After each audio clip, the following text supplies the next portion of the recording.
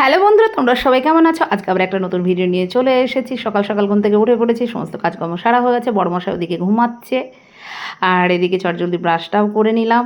আজকে যেহেতু মঙ্গলবার, ঠাকুরের পুজো পাঠ আছে, অনেক কিছু, বজরংবলির পুজো আছে। তা ওয়েদারটা তোমাদের সাথে একটু শেয়ার করে। ওয়েদারটা দেখতেই পাচ্ছ কেমন মেঘলা মেঘলা ওয়েদার, মনে হচ্ছে এখনই বৃষ্টি চলে আসবে আর প্রচণ্ড গরম। তা যাই হোক, চলো, দেখতেই পাচ্ছ অনেক ফুল পেয়েছি আজকে। তা ভাবছি মালা গাঁথবো ঠাকুরের জন্য, বজরংবলির জন্য আর মহাদেবের জন্য মালা গাঁথবো। তা দেখতে পাচ্ছ মালা গাঁথার জন্য আমি বন্ধুরা বসেই গেছি।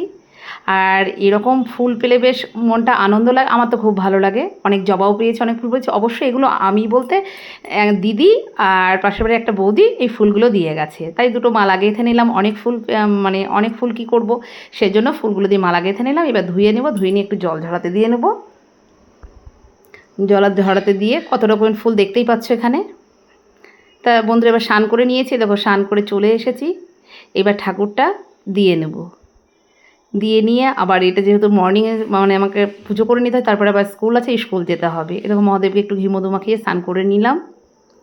স্নান করে নিয়ে গঙ্গা জল দিয়ে একটু স্নান করে নিয়ে মুছে এবার মহাদেবকে মালাটা পরিয়ে দিয়েছি